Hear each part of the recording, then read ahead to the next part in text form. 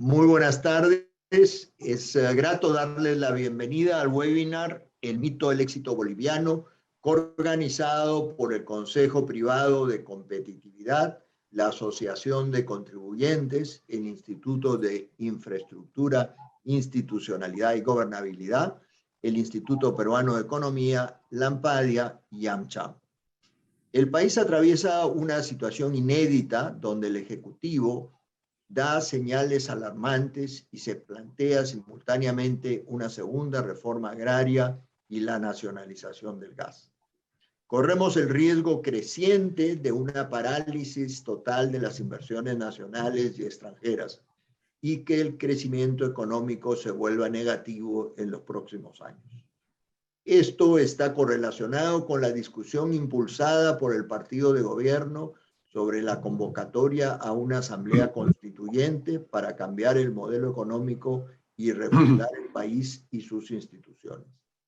El caso boliviano, donde el gobierno electo el 2005, a los 7 meses de asumido el mando, convocó a una asamblea constituyente que elaboró una nueva constitución y que le permitió quedarse en el poder durante 14 años, será analizado hoy en sus aspectos principales. Parece claro, tras 2 meses de gobierno transcurridos, que el modelo boliviano es sumamente influyente en la hoja de ruta del gobierno peruano. ¿Qué pasó en Bolivia con su asamblea constituyente y su nueva constitución? ¿Cómo quedaron perfiladas su economía y sus instituciones? ¿Se incrementó su potencial de crecimiento? ¿Cuánto ha pesado y pesa el cultivo de la coca en nuestro vecino país? Agradezco a los expositores y a los panelistas y a todos los que nos acompañan en esta presentación. Y a continuación dejo con ustedes al reconocido periodista Jaime de Altaus, quien moderará el evento. Muchas gracias. Muchas gracias, Aldo. El tema que nos reúne hoy día es efectivamente muy importante porque en el debate público con frecuencia voceros del gobierno o del partido de gobierno citan como ejemplo, como modelo a Bolivia, ¿no? Como modelo de crecimiento económico sano con recuperación de recursos naturales, una combinación que según ellos ha funcionado. La pregunta que nos hacemos es ¿hasta qué punto eso es cierto?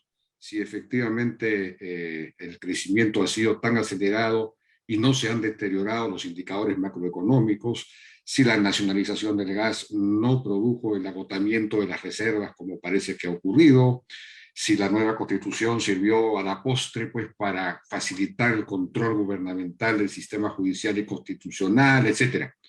Bueno, estos son los temas que vamos a abordar y vamos a comenzar con el bloque económico, con qué pasó, digamos, con el crecimiento económico y todo lo demás. Para eso hemos invitado a Gonzalo Chávez Álvarez, que es economista boliviano. Él tiene estudios doctorales por la Universidad de Manchester en Inglaterra, una maestría en políticas públicas por la Universidad de Harvard, maestría en políticas económicas por la Universidad de Columbia, maestría en Economía y Relaciones Internacionales por la Pontificia Universidad Católica de Río de Janeiro, y cuenta pues con múltiples publicaciones, entre ellas una titulada Diversificación Productiva y Crecimiento Económico en Bolivia, en los desafíos del desarrollo productivo del siglo XXI. Ha sido consultor y árbitro en temas de regulación y promoción de la competencia, y en la actualidad es director de la Escuela de Producción y Competitividad de la Universidad Católica Boliviana San Pablo. Él va a tener 12 minutos para hablar y luego vamos a estar con un panel integrado por David Tuesta y Diego Macera. Adelante, Gonzalo.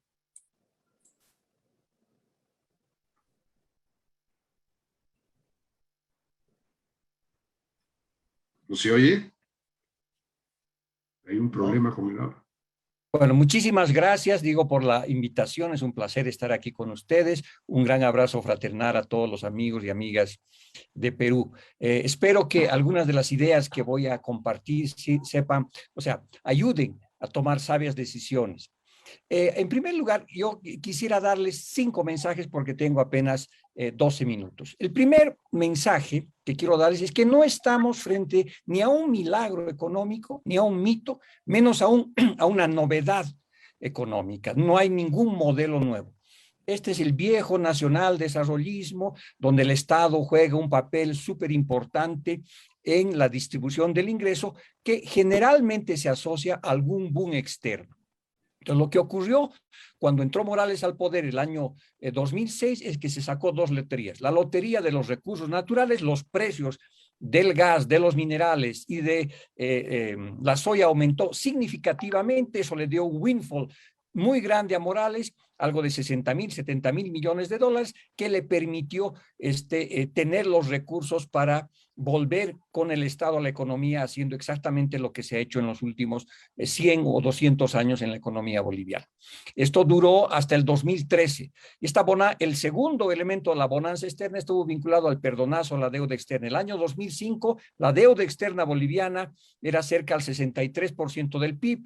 Cuando entra Morales, esto por el favor y el perdón de los países desarrollados y organismos internacionales, baja a 17%. Entonces, Morales entra con unos recursos fabulosos en términos de contexto externo, y genera un crecimiento de alrededor de 5% entre el 2006 y el 2014, que es el periodo áureo, si quiere. Ahora, este crecimiento es significativamente superior a otros contextos internacionales. En Bolivia no.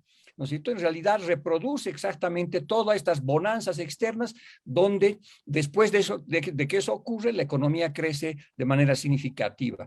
Si podamos comparar, por ejemplo, entre 1994 y 98, también hubo una bonanza externa en Bolivia y la economía creció al 4.9%. Entonces, no hay mucha novedad en ese sentido. Es la vieja historia de la lotería de los recursos naturales, que le permite a un gobierno, a partir de la intervención del Estado, hacer ciertas distribuciones importantes. El modelo, por supuesto, comienza a tener serios problemas a partir del 2013, cuando se crece al 6.8, pero a partir de eso, sistemáticamente la economía se ha desacelerado, cayendo a 2.2 el año 2019, y por supuesto con la crisis ya del coronavirus, una depresión muy fuerte de menos 11%. Pero en estos dos periodos, ¿no es cierto?, lo que se ve es este crecimiento del PIB en base a la fuerte inversión pública, en base a transferencia de recursos manejados por sobre todo lo que son los recursos naturales. Ese es el primer mensaje. Entonces, es el viejo modelo primario exportador, y que se ha recalentado, si quieren ustedes, con los recursos externos, y que ahora ha comenzado a hacer aguas, ¿no es cierto?, por los problemas comercial, fiscal, de déficit público enorme que tenemos. El segundo mensaje que quería darles es que yo creo que si algo tenemos que aprender de Bolivia es que no podemos subestimar la agenda social. Morales entró sintonizado con una agenda social que se acumuló ya hace muchos años en Bolivia, la necesidad de menos pobreza, mayor inclusión, mejor calidad en el empleo. Todo eso fueron causas justas que Morales asumió, pero con las ideas equivocadas y con resultados trastocados, ¿no? Entonces, pero no hay que subestimar el poder, ¿no es cierto?, de estos gobiernos de sintonizarse con las causas justas, aunque en el momento de implementar o resolver estos problemas, pues siempre han tenido serios problemas, porque han vuelto a lo de siempre, ¿no? Al rentismo, a la distribución de recursos a partir del Estado a través de cash transfers, bonos, que son los mecanismos del viejo populismo que captura rentas, que captura grupos y organiza la sociedad a partir de ese tipo de cosas. El tercer mensaje que yo quería mencionarles es el de la nacionalización. La nacionalización, en el caso de Bolivia, en especial en hidrocarburos, fue tremendamente efectiva. Tiene una efectividad política increíble. El rato que se nacionalizó en los sectores hidrocarburos, y como fue presentado, pues tuvo apoyo del 80% de la población. Entonces, existe una predisposición societal a este nacionalismo vinculado a los recursos naturales. Sin embargo, uno sabe muy bien que en el caso boliviano la nacionalización no fue de viejo cuño, esa que expropiábamos a las transnacionales y las sacábamos del país. Esta en realidad fue una nacionalización light, donde se renegoció contratos y las empresas privadas transnacionales continuaron operando en Bolivia en condiciones muy complejas, ¿no? Sin embargo, se mantuvieron. Y se creó una efectividad política muy grande porque desde el principio se dijo las transnacionales se llevan el 82% de los recursos y dejan solo el 12% para los bolivianos. Ese discurso es absolutamente efectivo y casi imposible de revertirlo, aunque nunca fue verdad. Nunca, ¿no es cierto?, en la relación Estado boliviano, sector petrolero boliviano, privado, la relación fue de 82 a 12%, dependiendo del campo, pero eran muy diferentes. Pero esa posición tiene una efectividad política enorme. Segundo, no hubo nacionalización en el sentido tradicional y de dónde vino realmente el impacto importante de recursos de la nacionalización fue en realidad del impuesto directo a hidrocarburos creado por una ley, no por Morales, sino por Carlos Mesa en el diseño y en la implementación Ormando Vaca 10. Entonces, ahí sí generó muchísimos recursos ese impuesto directo a los hidrocarburos.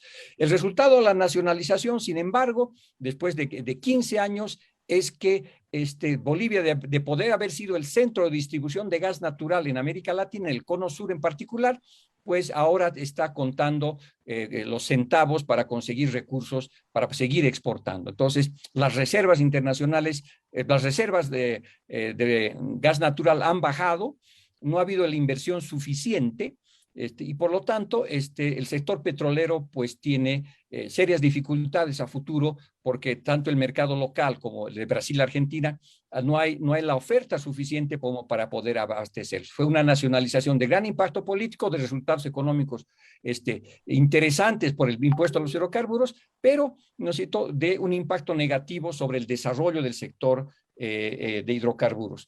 El cuarto punto yo quería mencionarles, porque está, digamos, muy vigente, es que muchas de estas transformaciones y nacionalizaciones revelan, ¿no es cierto?, la ineficiencia y eficacia de este tipo de gobiernos de corte populista, ¿no? Nosotros hemos hecho la nacionalización o la estatización de las AFPs hace 11 años, y hasta ahora no se puede efectivizar esa nacionalización. Hasta ahora siguen operando las empresas y les han dado más tiempo. Esa es una de las pruebas de la enorme dificultad que tiene el Estado de hacer gestión eficiente, y resulta pues que se nacionaliza de manera, digamos, dosis homeopáticas, porque ya van 11 años y hasta ahora no tenemos la consolidación de una gestora pública privada. Finalmente, quiero decirles que en el gobierno de Morales, el Estado volvió a la economía con mucha fuerza a través de la inversión y el gasto público, pero su retorno fue diferenciado, ¿no es cierto? No fue de desplazar completamente al sector privado. El sector privado le fue muy bien, obviamente asociado a la burbuja de consumo que se produjo, el sector construcción, sector financiero, sector servicios, todos esos sectores crecieron de manera importante. Y tal vez el sector que más creció fue comercio y servicios. Y ahí está tal vez uno de los secretos mejor guardados de Morales, es que mantuvo el tipo de cambio fijo. Esto produjo un tipo de cambio real apreciado y Bolivia se convirtió en una gran importadora, una economía tremendamente abierta a pesar del discurso nacionalista. Por cada por cada dólar que entraba a la economía boliviana, todavía salen 85 centavos. Es decir, la economía se abrió significativamente, un tipo de cambio real apreciado que permitió la importación de todos los bienes y servicios. Bolivia ahora es tremendamente dependiente del sector informal comercial. El Lenin en Bolivia estuvo equivocado. El imperialismo no es la fase superior del capitalismo, es la informalidad la fase superior del capitalismo, porque gran parte de este éxito económico está vinculado al sector informal, sector comercial, donde ha mejorado la situación de los ingresos de la gente, pero el empleo sigue siendo de baja calidad, la productividad es muy baja, y ahora que estamos en una situación de reversión del contexto externo, que ya no va a ser tan favorable como hace algunos años atrás, se corre el riesgo, por supuesto, de que todo esto, como en el pasado, volvamos a un estaca cero, y aquí no ha pasado nada. Hemos tenido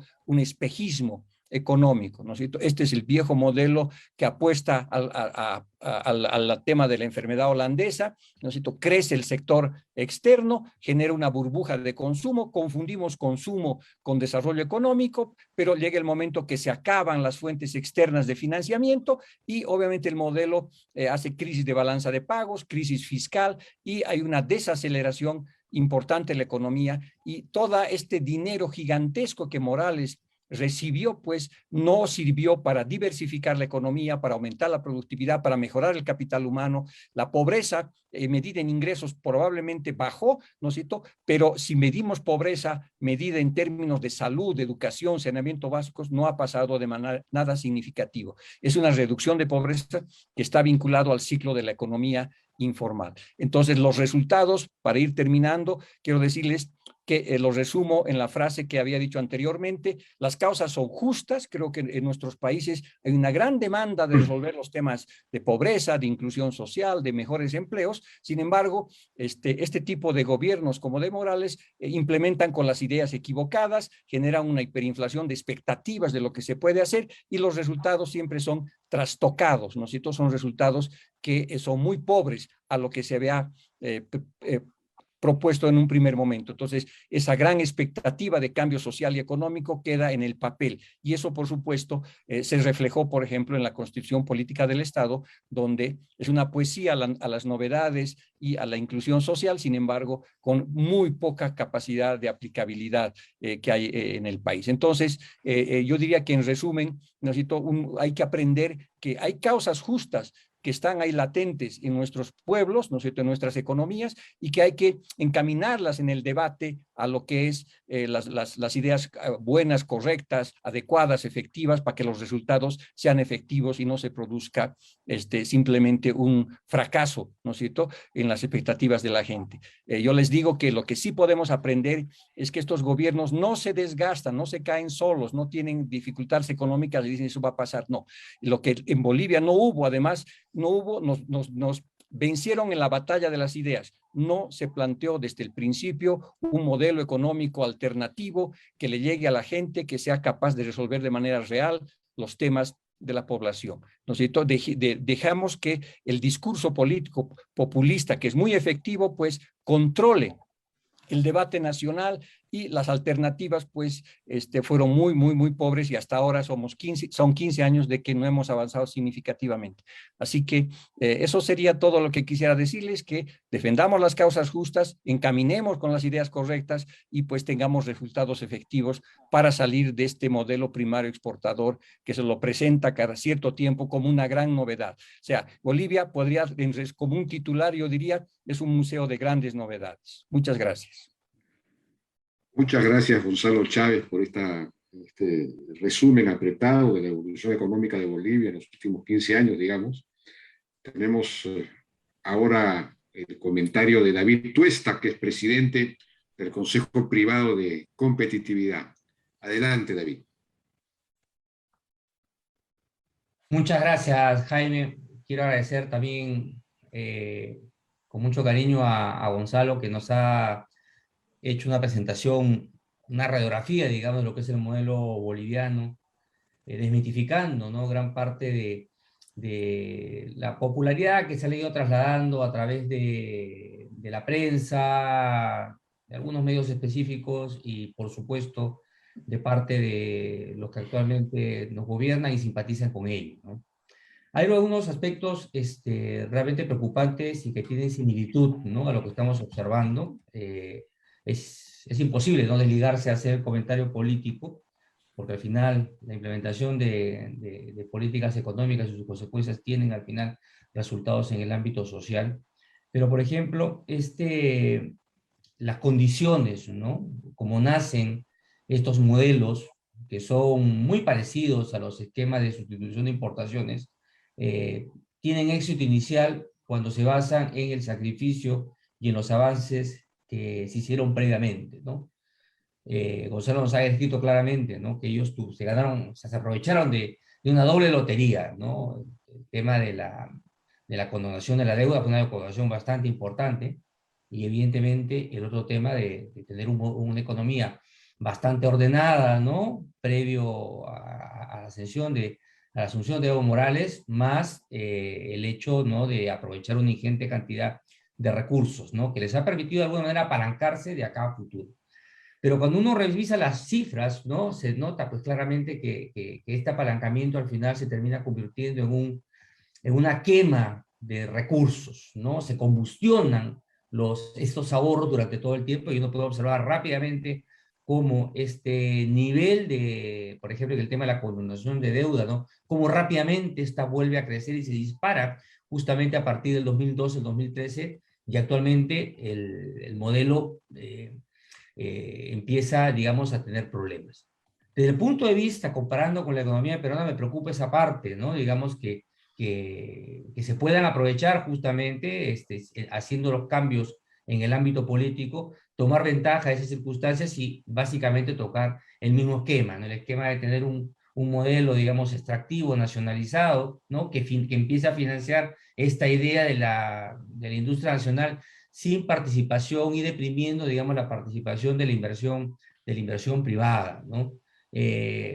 Cifras de Bolivia también nos señalan pues altos desequilibrios, ¿no? Un déficit primario, digamos, que se aproxima, digamos, casi a los 2 dígitos, o por la tendencia, de acuerdo a las revisiones que está haciendo el Fondo Monetario de las perspectivas de la economía boliviana, una cuenta corriente que está casi en niveles del 6% de forma sostenida desde el año 2014-2015.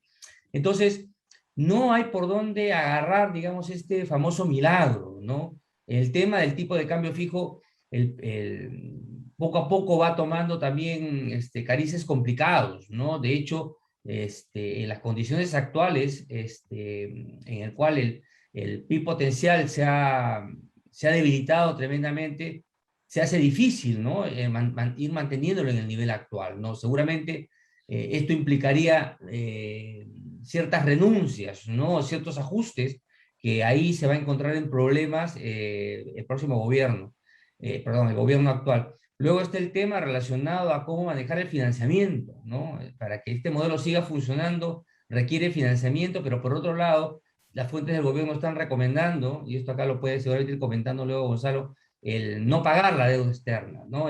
Para justamente, ese es el mecanismo que tiene para seguir financiando o seguir extendiendo el modelo que tiene actualmente, ¿no? Entonces, poco a poco pues se ve los diferentes agujeros, ¿no?, que tiene el modelo económico cuando se empieza a someter a las fuerzas inevitables del mercado, ¿no?, que al final uno puede postergarlas, pero no puede estar de espaldas a ellos, ¿no?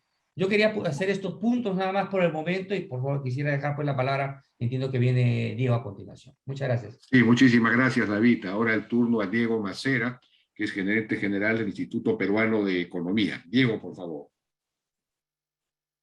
Muchísimas gracias, Jaime, por la presentación. Gracias, AmCham, por la organización y el espacio aquí. Gonzalo, muy buena tu exposición, muy clara.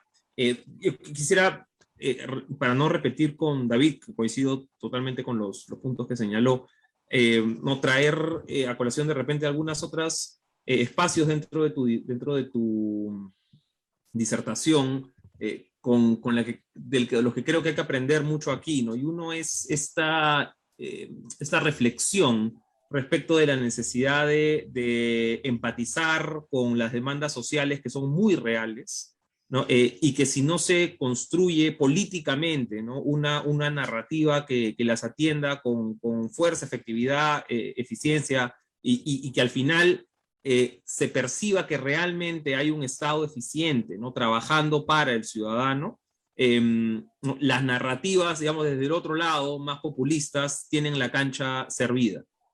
¿No? Y creo que eso es una lección, no es solamente un tema de Bolivia, no es solamente un tema de Perú, pero creo que es un asunto sobre el que tenemos que reflexionar, ¿no?, y sobre el que tenemos, creo, mucho que aprender.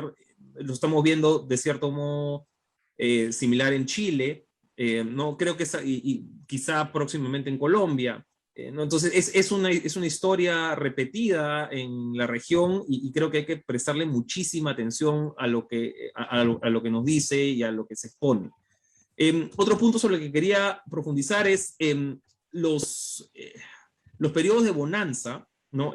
Son, ¿no? Por definición, pues estamos en ciclos, ¿no? Son periodos, se acaban, son finitos, ¿no? Y esos tenemos que aprender a ahorrar y a utilizar esos recursos, ¿no? Creo que uno de los problemas que hubo en Bolivia y que hemos tenido nosotros también en otras ocasiones en nuestra historia es que aprovechamos estos periodos de bonanza para extender el gasto corriente no sostenible, y cuando el periodo de bonanza se acaba, porque necesariamente se acaba, ¿no? Los superciclos se acaban, no estamos en la capacidad de ajustar el gasto de manera correspondiente. ¿No? ¿Por qué? Porque lo estamos usando en temas permanentes, lo estamos usando en sueldos, lo estamos usando en programas sociales que luego son muy difíciles de cortar. Entonces, esta es una lección también muy importante que tenemos que rescatar nosotros, que estamos también sujetos a subidas y bajadas del precio de los commodities. Otro punto muy importante que tocaste, estos llamados fake news sobre la tributación. ¿No? ¿Cuánto se paga efectivamente en regalías? ¿Cuánto se paga? Y hay muchísima manipulación sobre estos puntos que existen, y es posible la manipulación porque hay mucho desconocimiento, ¿no? O sea, si tuviéramos más información a la mano, ¿no? Sería mucho más difícil ¿no? que se manipule de la manera que se hace en estos asuntos tributarios.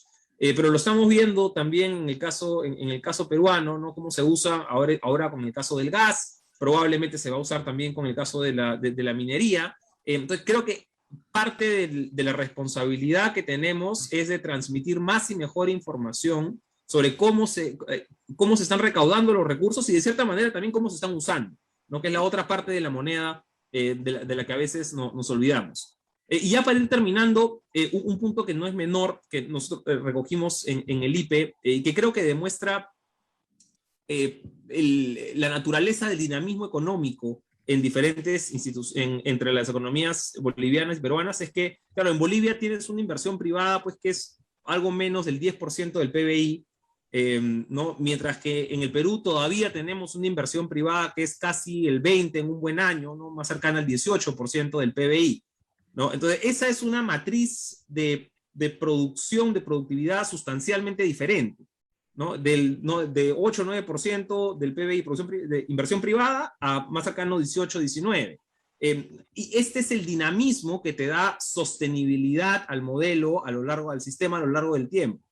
¿No? Y es algo que, en vista de las proyecciones que tenemos para el próximo año, a nivel nacional, nosotros en el IPE pensamos en una contracción a doble dígito en inversión privada, igual como está pensando Apoyo, igual como está pensando Macroconsult. Creo que más instituciones se van a alinear a esto de doble dígito eventualmente. Creo que el empuje que tenemos que darle al crecimiento económico va por generar certidumbre, va por generar predictibilidad y por supuesto va por generar políticas macroeconómicas sostenibles, ¿no? Y creo que es parte de las lecciones que creo que todos tenemos que recoger aquí. Con eso culmino y muchísimas gracias por la oportunidad. Muchísimas gracias, Diego. Gonzalo, no sé si tuvieras un comentario ya para cerrar esta parte, este bloque sobre economía, un breve comentario acerca de lo que has escuchado. No, sí, muchas gracias por los comentarios excelentes, estamos completamente sintonizados. Simplemente quisiera mencionar 3 temas que ustedes han colocado. El primero tiene que ver con este mito de la industrialización. De la misma manera que hay el mito de que de las nacionalizaciones, está el mito de la industrialización. Y que cuando recuperas los recursos naturales, el siguiente paso que proponen estos tipos de gobiernos es la famosa industrialización, la generación de valor agregado, ¿no? Para el gas, para los minerales, etcétera. Y este mito de la industrialización, pues, también nos retrotrae al pasado y nos proponen hacer la revolución industrial, la primera revolución industrial, cuando el mundo está ya en la 4ª revolución industrial, con 200 años de atraso. Pero esto está muy fuertemente enraizado en los imaginarios colectivos. Esta idea de que tienes que generar tu propia industria nacional, ¿no? Y entonces estas propuestas que hay de industrialización del gas, de los minerales, pues quieren hacer la primera revolución industrial con 200 años de atraso. Y es el mito que tú puedes ir del mineral al lingote, del lingote al clavo, del clavo a la calamina, y en una escalera ascendente y revolucionaria vas a llegar al automóvil probablemente en 200 años, ¿no? Esta idea de que nuestros países tienen que seguir ese camino, eso es fuertemente enraizado y está en el discurso del gobierno de Morales, y hasta en la actualidad estamos iniciando un proceso de sustitución de importaciones, donde lo más sofisticado que se está sustituyendo es el azaí brasileño. Entonces, es ese tipo de cosas que creo que hay que repensar la industrialización, no de los recursos naturales, sino para los recursos naturales, para que nuestras economías salten a la tercera, cuarta o quinta revolución, sin necesariamente tener que pasar por el lingote, ¿no es cierto? Entonces, creo que ese es un mensaje que he visto que es muy interesante. El otro tiene que ver con el financiamiento. Evidentemente, el financiamiento, en cuanto había la bonanza, era una maravilla, había dinero para todo, para la inversión pública, el gasto público, y mucha inversión ineficiente. Pero cuando hay bonanza, se habla del déficit público bueno, ¿no? Porque dicen, no, estamos gastando para que en algún momento esto vuelva a través de impuestos o mayor producción. Y vemos que mucha de esta inversión y gasto público en Bolivia fue un fracaso y no estamos viendo nada respecto a eso. Y Bolivia necesita por año alrededor de unos 6.000, 7.000 millones de dólares de inversión, ya sea nacional o ya sea extranjera, ya sea pública o ya sea privada. Simplemente para que tengan idea cómo está difícil la situación ya para Bolivia, es que Bolivia gastó sus reservas internacionales que estaban más o menos en 15.000 millones de dólares y las bajó a 5.000 millones de dólares. O sea, gastamos más de 10.000 millones de dólares para desacelerar la caída del producto y para intentar salvar este modelo, ¿no es cierto?, que no tiene perspectivas. Entonces, el tema del financiamiento es muy importante. Por ejemplo, el presupuesto general de la Nación 2021, el gobierno está buscando 5.750 millones de dólares, pero al mismo tiempo no quiere pagar la deuda. Entonces, esa es una señal absolutamente esquizofrénica, para ponerlo más de la manera elegante, ¿no es cierto?, porque necesitas urgentemente esos recursos. Y el tema, cierro con esto, el tema de la narrativa. Yo creo que si algo hemos aprendido en Bolivia es que nos han ganado en la narrativa ideológica y política. Porque por resultados más efectivos, porque los nacionalistas decían, vamos a recuperar los recursos naturales. ¿Quién no va a querer recuperar los recursos naturales de alguien que se lleva el 82% de la riqueza? ¿No es cierto? Entonces, y obviamente la industria nacional, lo local, lo nacional, eso es muy fuerte. Entonces, ¿cuál es la narrativa que se tiene que contraponer en lo político, en lo económico, en el imaginario colectivo? Eso es muy, muy importante, y creo que en América Latina y en Bolivia todavía no encontramos esto, porque tampoco se trata de ir al otro lado y decir, ¿no es cierto?, no funcionó nada de esto, lo que tiene que volver es Adam Smith y sus amigos para resolver nuestros problemas, ¿no? Entonces, esa polarización, esa dicotomía que en Bolivia es tan presente, pasamos de un lado al otro, y siempre confundimos los medios con los fines, ¿no? Los fines deberían ser los que, menor pobreza, mayor productividad, competitividad, etcétera, los que elevan a la economía, ¿no es cierto? Y no simplemente las medidas como nacionalización o privatización. Entonces, creo que la narrativa es uno de los desafíos más complejos, más difíciles para llegar a la gente y para decir, entendemos los problemas sociales, no hay solo la solución populista, hay muchas otras soluciones, y esas soluciones son mucho más interesantes que algo que hemos hecho hace 200 años en el caso boliviano, y los resultados son muy, muy, muy precarios. Muchas gracias. Muchísimas gracias, Gonzalo. Ha sido muy rico este bloque. Yo creo que es muy difícil resumirlo, pero en 2 palabras podríamos decir que el problema ha sido que no se ha aprovechado la gran bonanza externa que se tuvo para transformar la economía, mejorar la productividad y para ahorrar para los momentos de vacas flacas. Y entonces se incurrió en un proceso muy populista de redistribución a todo dar, de modo tal que ahora se han abierto unos grandes huecos, unos grandes agujeros, unos grandes déficits, tanto externo como fiscal, que están inviabilizando el futuro económico de Bolivia. Eso es un problema muy serio. Y claro, el tema de la narrativa es muy cierto, es muy complejo, muy, muy importante, digamos, en el condicionamiento de estos procesos. Bueno, vamos a pasar ahora al tema institucional, la evolución institucional, porque ese es otro asunto, ¿no? hasta qué punto pues, el proceso institucional fue bloqueando las posibilidades de la democracia en Bolivia. Y para eso hemos invitado a Roberto Lacerna, que es escritor y economista boliviano. Es doctorado por la Universidad de California, Berkeley. Ha trabajado como investigador social desde 1977 en el IES de Cochabamba, Instituto de Estudios Peruanos, y en DESPO, en Lima, y en CERES y la Fundación Milenio. Su trabajo ha estado concentrado en temas de economía marginal y los procesos de descentralización, la democracia y los movimientos sociales, la democracia de la coca y la cocaína, el desarrollo humano y los conflictos sociales, el rentismo y la economía política de los recursos naturales. Ha trabajado como consultor en varios países de América Latina, África y Europa Oriental. Entre sus libros destacan Productores de Democracia y 20 juicios y prejuicios sobre coca y cocaína. Bueno, Roberto, bienvenido y adelante. Tienes más o menos 12 minutos. Bien, muchas gracias. Es un placer estar con ustedes. Por supuesto, hubiera sido mucho más agradable estar en Lima y después de esto irnos a cenar a la Matria Querida, algún lugar así. Pero hay que aceptar las realidades de la pandemia y las oportunidades de la pandemia, porque seguramente tampoco hubiéramos tenido la oportunidad de reunirnos esta noche. Creo que la exposición de Gonzalo ha sido muy clara para mostrarnos que una evaluación de la situación económica de Bolivia antes y después de este periodo de populismo primario exportador es peor.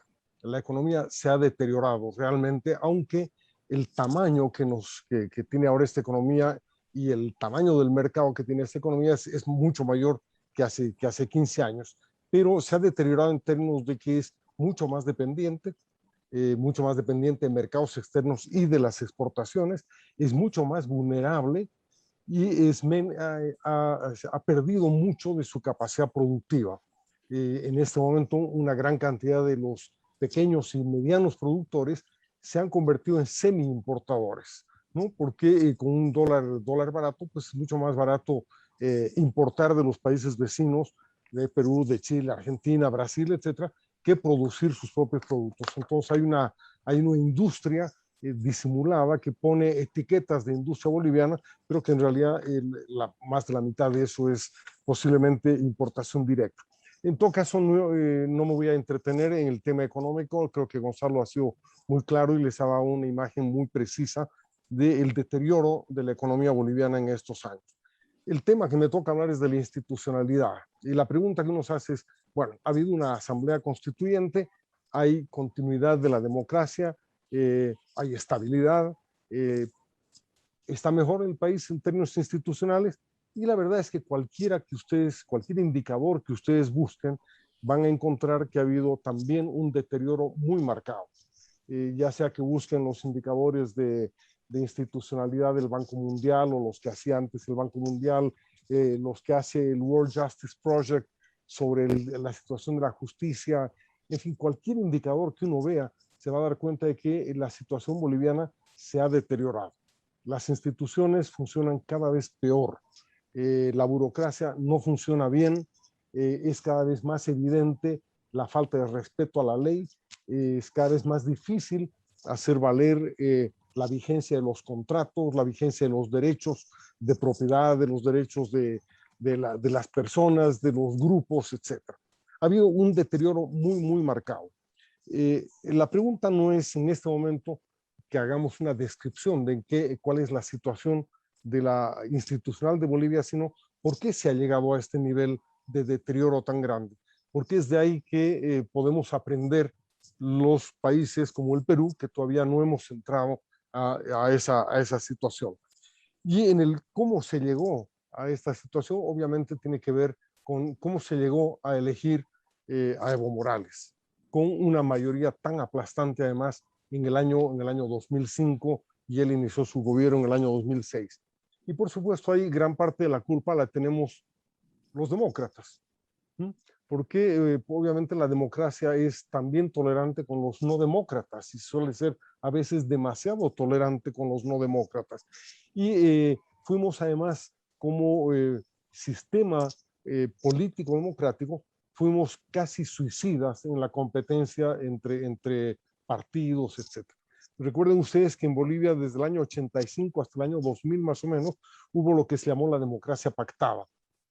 Se formaban coaliciones electorales y se formaban después coaliciones de gobierno porque nuestro sistema electoral obligaba a una segunda vuelta parlamentaria.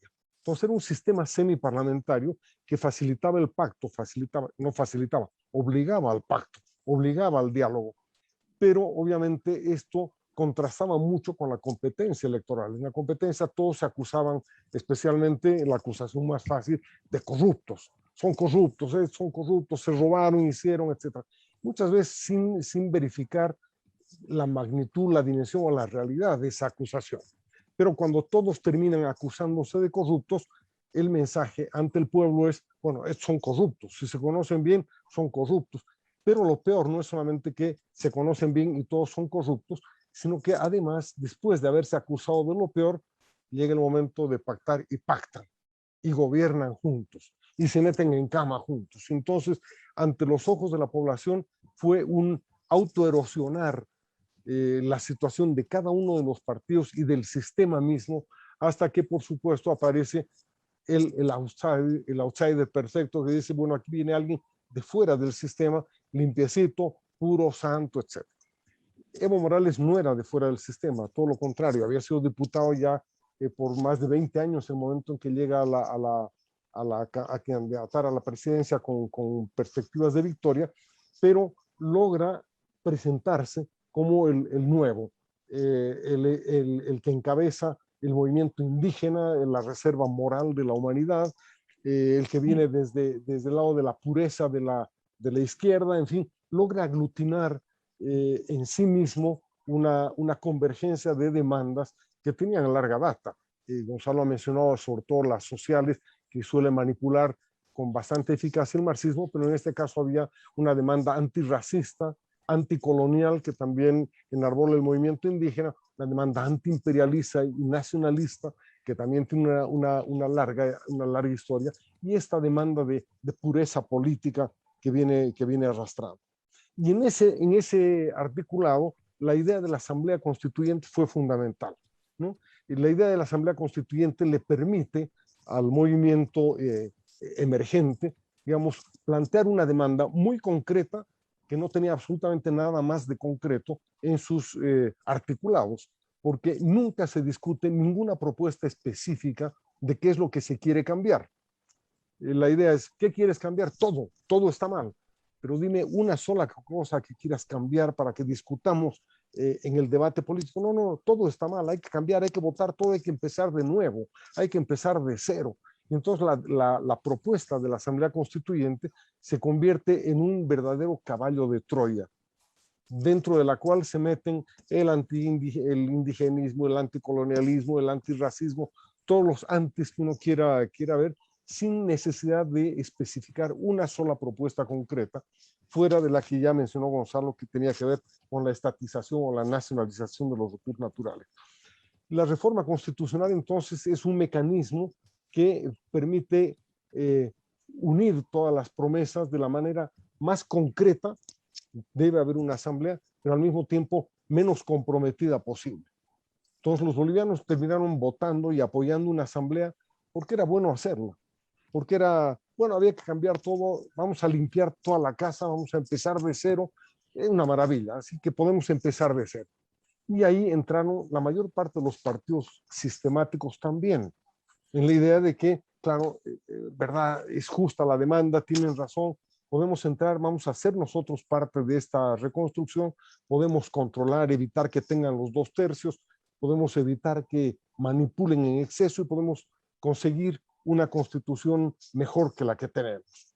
Y entraron así muchas veces de buena fe, con muchísima ingenuidad también, y se le permitió al MAS manejar esta Asamblea Constituyente mucho más allá de lo que las propias leyes le permitían. Por decirles algo, la Asamblea Constituyente tenía que funcionar en Sucre y esa era su sede legal y nada que operara fuera de Sucre debía tener validez. al final se aprobó en Oruro, no se aprobó en Sucre, ¿no es cierto? En los últimos momentos, cuando se aprobaba el borrador, la propuesta en borrador se aprobaba levantando las manos en un liceo militar, resguardado por el ejército y con una gran cantidad de luchas sociales en las puertas que llevaron a más de 300 heridos y 3 muertos por lo menos en la ciudad de Sucre, en la zona de La Calancha. Han debido escuchar ustedes hablar de eso. Pero no solamente la Constitución se aprobó fuera de Sucre, en la ciudad de Oruro, sino que se aprobó fuera de término. La ley decía claramente que la Constitución tenía que aprobarse en un año. No se aprobó en un año, se le dio más meses. Y eso se le dio con buena fe, ¿no? La Asamblea, incluso presidida, el Senado por la oposición, le permitió al MAS operar la Asamblea fuera de término. La versión final de la Constitución debía someterse a referéndum. Pues no se sometió a referéndum, fue transformada por el propio Congreso no constituyente. El Congreso elegido modificaron, negociaron, cambiaron algunas cositas, la pulieron un poco de los elementos más negativos, pero terminaron pasando la mayor parte de la Constitución con todas estas ilegalidades y la certeza de que el referéndum las limpiaba totalmente, le daba la legitimidad final y definitiva, cosa que en efecto ocurrió. Todas las legalidades han quedado ignoradas y olvidadas por un referéndum que le dio más del 60% de los votos de aprobación a una constitución que el 98% del electorado no la leyó, no la conoció, como lo mostraron las encuestas en ese momento. Entonces, fue una verdadera fiesta de la demagogia, ¿no? La que llevó a generar esta constitución. Una constitución que, digamos, fue en gran medida tolerada por los partidos sistemáticos con la ilusión de que podían aliviar de ese modo la presión social y de que podían evitar que el tigre hambriento terminara devorándose. Entonces entregaron una mano, otra mano, el pie, etcétera, y el tigre, claro, hambriento, no solamente que no sació su hambre, sino que terminó cebado y quiso comer cada vez más. La Constitución boliviana en este momento es una constitución de más de 420 artículos, muchos de ellos excesivamente reglamentarios, muy profusa en declaraciones, da derechos de todo tipo, derechos de primera, segunda, tercera y cuarta generación.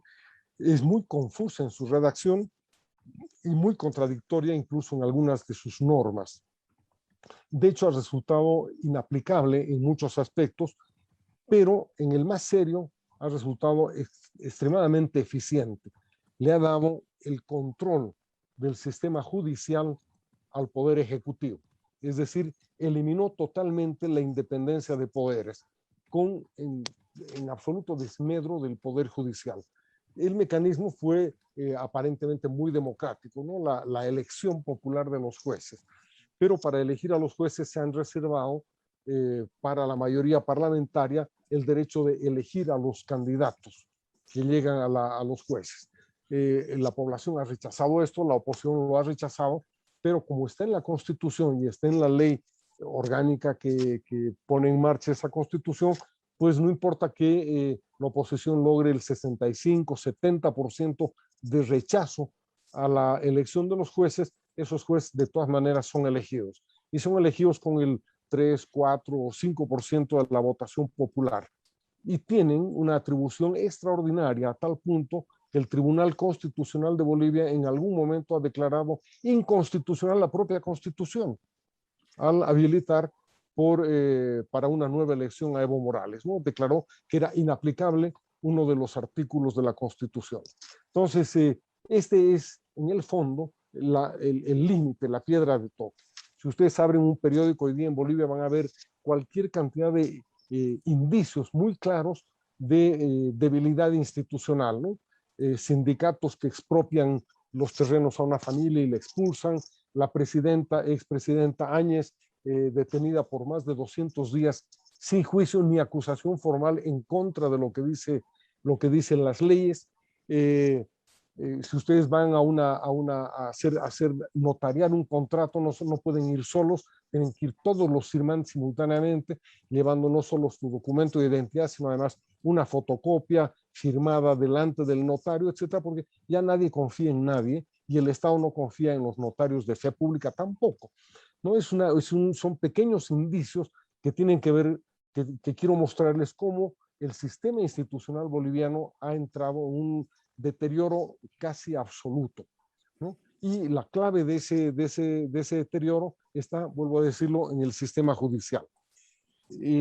Como bien lo recordaba Diego Macera, creo, el cambio institucional aumenta los riesgos de la incertidumbre. Y eso, por supuesto, afecta enormemente el sistema económico, el sistema de inversiones. Una inversión para poder ser rentable, ¿no es cierto?, y compensar elevados riesgos, tiene que tener una elevadísima rentabilidad. En Bolivia esa elevadísima rentabilidad se la dio el gasto público, la exportación, el exceso de dinero.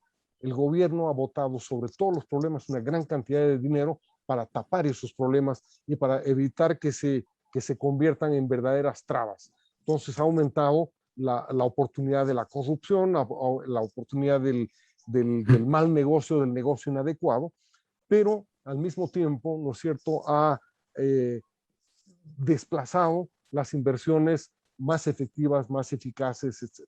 La mayor parte de los empresarios inteligentes y lógicos están sacando su dinero fuera del país, ya que no pueden trabajar con un Estado que está entrando en situación de déficit y pobreza, pues lo mejor que uno puede hacer en este momento es suspender las inversiones.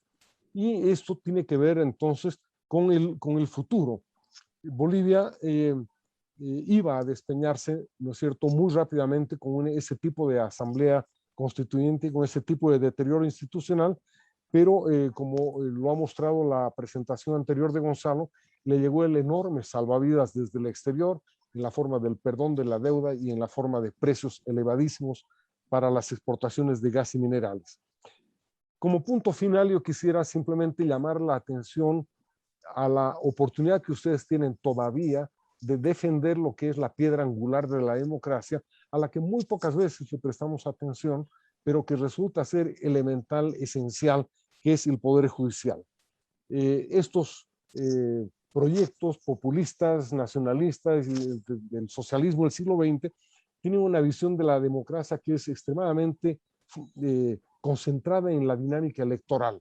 Son autoritarismos electorales, como les han llamado también.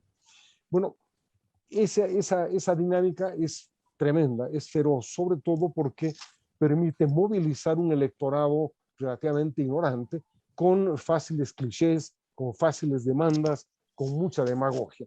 Y en eso, por supuesto, son expertos y es muy difícil contrarrestar esa demagogia con una narrativa alternativa. Pero, como bien decía Lincoln, no se puede engañar todo el tiempo a todo el pueblo, ¿no es cierto? Hay momentos en los que el pueblo se cansa, despierta y empieza a pensar de otra manera.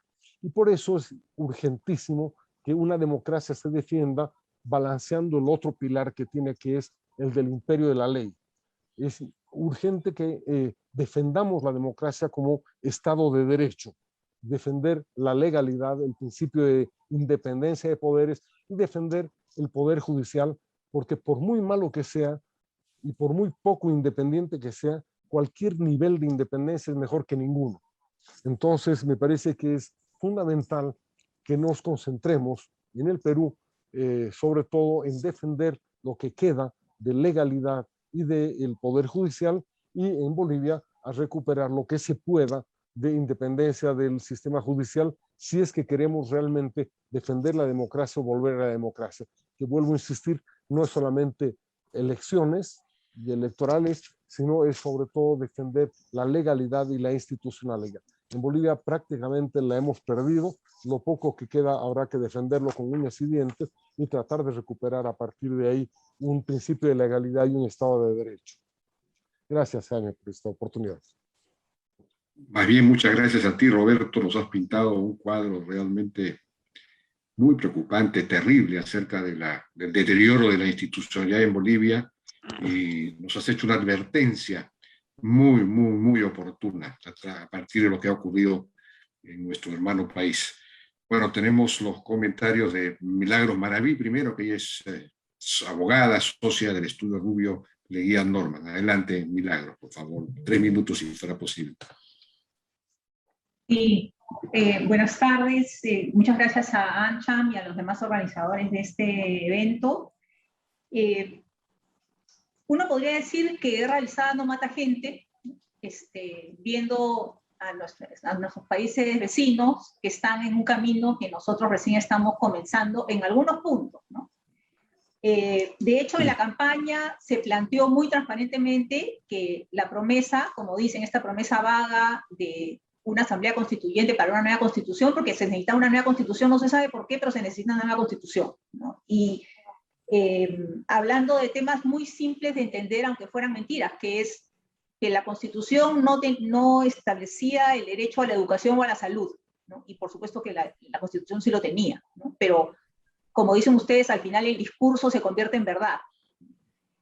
Y entonces, una vez que han ocurrido las elecciones y el partido de gobierno no tiene mayoría en el Congreso no le sirve, ¿no? Entonces hay hay un camino mucho más apresurado para ir hacia una asamblea constituyente. Y eso es lo que se está haciendo, o sea, se está haciendo una recolección de firmas a lo largo de todo el país para poder lograr tener el 10% del número de electores en firmas. Recordemos que ellos tuvieron en primera vuelta Perú Libre 13%, entonces no es difícil pensar que lo puedan tener, e ir de frente a un referéndum porque no piensan pasar por el Congreso, ¿no? Y ahí creo que se nos presenta a nosotros el primer espacio para exigir el respeto a la institucionalidad, porque el artículo de la Constitución que se refiere a la reforma constitucional establece que se pasa por el Congreso, sea que tengas 0.3% de firmas o que tengas 10%, ¿no? Entonces, yo creo que lo primero que nos toca hacer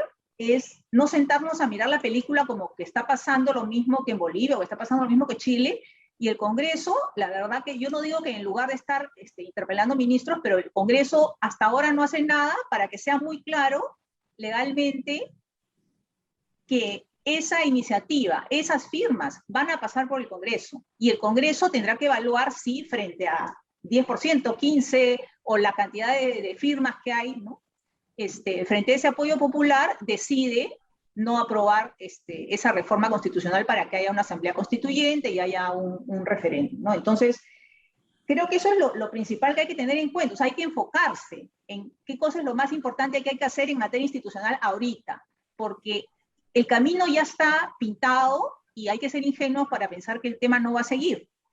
Y lo que está ocurriendo es que la reforma agraria, la nacionalización del gas, la renegociación de contratos, todos son temas que están buscando votos, o sea, firmas para ese referéndum, ¿no? O sea, ahorita no van a llevar adelante ninguna nacionalización del gas, entre otras cosas porque la burocracia peruana es muy ineficiente. Tampoco van a renegociar. Hay solamente 32 contratos en materia de transporte que dicen que los van a renegociar, ¿no? De puertos, aeropuertos, carreteras. No, lo único que están haciendo es darles lo que la presión social quiere, ¿no? Que es, vamos a renegociar carreteras para bajar los peajes, vamos a apoyar a los sindicatos, vamos a hacer la reforma agraria, vamos a, ¿no? Entonces, no tiene contenido, es igual, pero son los temas que sirven para conseguir las firmas lo más pronto posible. Y tampoco podemos caer en el juego de reaccionar o sobrereaccionar a estas ideas, porque justamente es lo que buscan. O sea, es nosotros que somos la derecha, la corrupta, rentista, mercantilista, o lo que fuera, nos oponemos, ¿no? Entonces, ellos tienen razón, pues, porque ellos son los que tienen el liderazgo de la agenda social, ¿no? Entonces hay que, como les digo, creo que hay que enfocarse mucho en este momento en poder desinflar esas ideas, digamos, que están tratando de llevar adelante para tener las firmas y que no sea, digamos, algo tan fácil. Y por otro lado, que el Congreso haga lo que tiene que hacer. Yo creo que pasa por hacer una precisión en el artículo 44 de la Ley de los Derechos de Participación y Control, que es, sea el número de firmas que sean, pasan por el Congreso, porque hay que exigir que se respete la institucionalidad, ¿no? Entonces, yo creo que eso es lo primero que creo que es muy importante enfocarse en hacer. Lamentablemente, nosotros, a diferencia de Bolivia, comenzamos esta situación en un deterioro institucional mucho mayor. O sea, nosotros tenemos los partidos, o sea, el sistema de partidos mucho más en crisis, el sistema de justicia totalmente politizado, los partidos políticos usan el sistema de justicia para perseguirse unos a otros. O sea, en verdad estamos en una situación, digamos, yo diría que la diferencia es que hay una situación de mayor precariedad institucional que cuando comenzó el proceso en Bolivia. Pero para resumir, yo creo que en este momento el foco debe ser tratar de centrarnos en que todas las iniciativas que hay para asamblea constituyente o referéndum sean enfocadas dentro del marco institucional y finalmente el Congreso sea el que defina el camino que se va a seguir, ¿no? De acuerdo, Milagros. Gracias. Muchas gracias por tu participación. Muy interesante por hacer ver las consecuencias, digamos, de lo que podría ocurrirnos a nosotros si es que no adoptamos la medida que debemos adoptar, tomando en consideración la experiencia boliviana. Gonzalo Prialé, a continuación, que es presidente del Instituto de Infraestructura, Institucionalidad y Gestión, IIG. Adelante, Gonzalo. Audio. Audio. No se oye. Pero tu micrófono está apagado. Okay. Gonzalo, ¿ahora sí me escuchan? Ahora sí, ahora sí. Bueno, buenas noches. Yo quisiera entrarle al tema viendo las similitudes, o sea, como cualquier parecido no es una mera coincidencia. Acá se está aplicando el libreto boliviano de manera muy precisa. Así que podemos pensar en las cosas que continúan. Podríamos tratar de, por ejemplo, trazar una línea de tiempo. ¿Cuánto le tomó a Evo sacar adelante su nueva constitución y qué problemas tuvo? Y vamos a notar que aquí se van a encarar el mismo tipo de problemas y de qué manera lo están haciendo. Empecemos por antecedentes. En el año 2003, en Bolivia estalló la llamada guerra del gas, que en ese momento la Asamblea Constituyente alcanzó su máxima dimensión como demanda social compartida en Bolivia. Evo, con su partido, el MAS, se convirtió en el porte estandarte de esta demanda de una Asamblea Constituyente y llegó a ser electo presidente a fines del 2005 con 54% de los votos. La herramienta de Evo para perpetuarse en el poder durante 14 años, hasta el 2019, fue una nueva constitución refundacional. Todo nuevo, desde cero. ¿Se imaginan ustedes la importancia que tiene la nueva constitución para este gobierno? Ese es el objetivo central. Todo lo demás sigue esa ruta o básicamente no interesa. Línea de tiempo de Evo es un buen ejemplo de lo que nos espera. Le tomó 7 meses luego de asumir llegar a la elección de una asamblea constituyente donde Evo obtuvo 54% de los escaños, insuficientes para controlar los 2/3 de mayoría calificada. 17 meses después de esto, quedó aprobada la nueva Constitución. La aprobaron solo 164 de 255 asambleístas constituyentes y, como es de suponer, la oposición desconoció la legalidad de la Asamblea. Escenas típicas que pueden repetirse acá también. 13 meses después, se realizó el referéndum donde quedó ratificada la nueva Constitución, que entró en vigencia en febrero del 2009.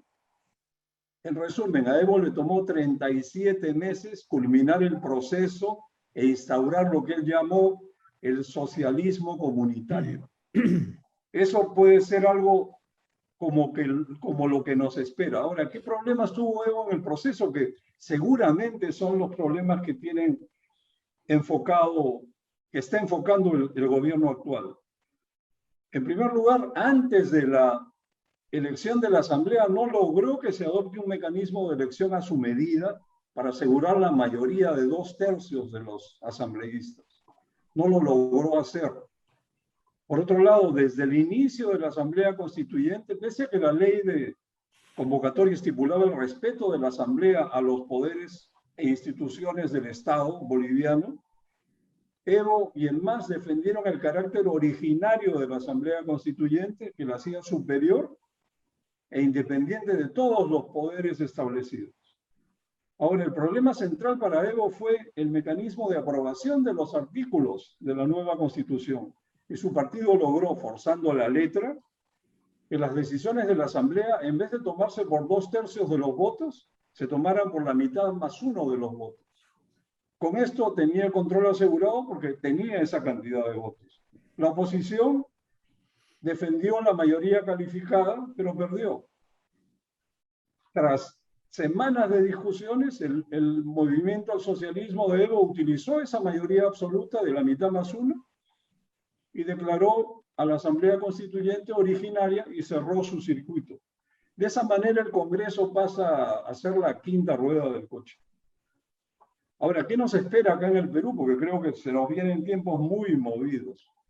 En esta óptica, digamos, ¿qué podría pasar? Aquí tenemos una oposición congresal que no puede asegurar los 87 votos para la vacancia presidencial y que además teme que cierren el Congreso. La debilidad se siente en el ambiente. El gobierno sabe que con minoría en el Congreso no va a lograr una convocatoria de Asamblea Constituyente a su gusto, a su medida. Necesita ir por fuera del Congreso y dejarlo en offside. O cerrarlo, llegar a cerrarlo y convocar nuevas elecciones congresales. Naturalmente van a intentar las dos vías, a ver cuál sale primero. No hay razón para escoger una y lanzarse solamente por un camino. Ahora, ir por fuera del Congreso, como decía Milagros, pasa por recolectar millones de firmas, mientras reparte dinero en efectivo a 3,5 millones de familias. Ahí van a tener millones de firmas. Además, también pasa por iniciar aquí nuestra guerra del gas, que ya comenzó. Esta es la guerra del gas a la peruana. Y una segunda reforma agraria que son obviamente imposibles de sacar adelante bajo la Constitución actual, lo cual justificará la imperiosa necesidad de una asamblea constituyente para cambiar esta Constitución que no permite estos cambios que el pueblo quiere. Ahora, me parece que además, como hizo Evo en Bolivia, cuando la oposición se oponía a sus designios durante toda esta lucha por la nueva Constitución, había grandes protestas y el gobierno organizaba movilizaciones de apoyo para que no crean que eran débiles. Aquí vamos, creo, pronto a empezar a ver movilizaciones populares de apoyo a las reformas radicales del gobierno. Creo que la situación va a estar muy movida en los próximos meses. Además, en un momento oportuno van a introducir el carácter originario de la Asamblea Constituyente. No sé qué nombre le pondrán acá, de repente inventan un nuevo adjetivo, pero el fondo es el mismo. Dejar fuera de juego al Congreso si es que no logran cerrarlo, inutilizarlo y ponerlo en cuarto lugar. Ahora, para alcanzar los 2/3 de la Asamblea Constituyente y controlarla, cosa que no pudo hacer Evo en Bolivia, el presidente Castillo desde el 28 de julio lo ha dicho. Sugiere que la composición de la Asamblea incluya representantes de los partidos políticos inscritos, pero también porcentajes de candidatos provenientes de pueblos indígenas y originarios y de organizaciones populares y gremios sindicales, obviamente todos ellos digitados por el gobierno. Básicamente, y acá termino, para mí los dados están lanzados, pero me pregunto, ¿la suerte está echada? ¿Podemos hacer algo para enfrentar esto? Es como saber qué sigue en la película y no escoger el camino para enfrentar estos retos. Es algo curioso, porque uno sabe lo que sigue, pero no sabe qué hacer para evitar que ocurra. El Congreso es una muestra de enorme debilidad frente a estas situaciones. Bueno, aquí termino. Muchas gracias. Muchas gracias, Gonzalo. Muy interesante esta aproximación, ¿no? A ver, desde la experiencia boliviana, qué es lo que se viene acá. ¿Cuál es la hoja de ruta, digamos? Roberto, La Serna, a ver si nos puedes, muy brevemente, porque nos hemos excedido ya del tiempo, ¿algún comentario adicional tendrías, por favor? Sí, no, voy a ser muy breve porque además no tendría mucho sentido que yo opine sobre lo que está ocurriendo en el Perú y lo que podría, mucho menos sobre lo que debería pasar, aunque tienen toda mi solidaridad para defender la democracia allá, pero realmente sería muy abusivo de mi parte.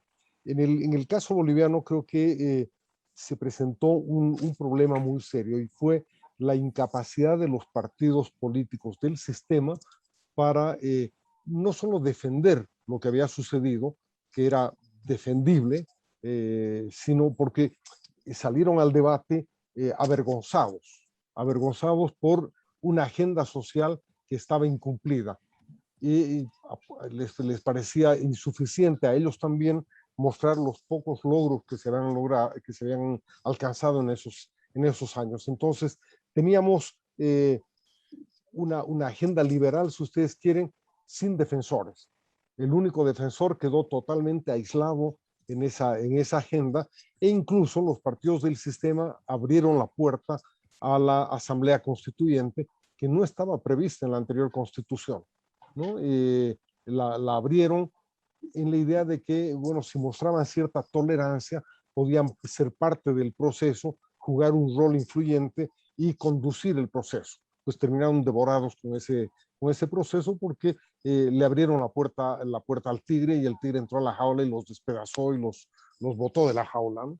Entonces, yo creo que habría que explorar la posibilidad de ofrecer no necesariamente una defensa conservadora de la Asamblea Constituyente, sino también desarrollar una agenda de qué manera podría plantearse una constitución nueva, ya que la gente la quiere y la mayoría la quiere. No se olviden que la idea de cambio es la más atractiva y la utilizó con la misma fuerza tanto Obama como Trump en Estados Unidos, y después Biden, ¿no es cierto? Todos proponían el cambio en distintas direcciones, en distintas orientaciones. Mi pregunta es, ¿será posible hacer una propuesta de cambio constitucional en la otra dirección, que apunte a mejorar la educación, que apunte a mejorar la salud, que apunte a mejorar la vida cotidiana de la gente, el derecho al empleo, la calidad del empleo, etcétera, en una dirección que vaya a defender los derechos de propiedad, los derechos humanos, los derechos de los individuos, frente a estas otras demandas que son más bien de corporativismo, que linda con fascismo en este caso? ¿Es posible en el Perú pensar en una agenda progresista en la línea liberal, democrática? Yo no lo sé, les dejo como pregunta, porque me parece que por ahí va a ir el desafío de la disputa por la narrativa, de la disputa por el centro político, de la disputa por la constituyente. Como ustedes lo han dicho, eso parece estar en la agenda, es un caballo de Troya, pero en este momento es un caballo de Troya manejado por los adversarios de la democracia. ¿Hasta qué punto podemos construir una vaca de Troya, ¿no es cierto?, que la podamos manejar los aliados de la democracia? Entonces, gracias.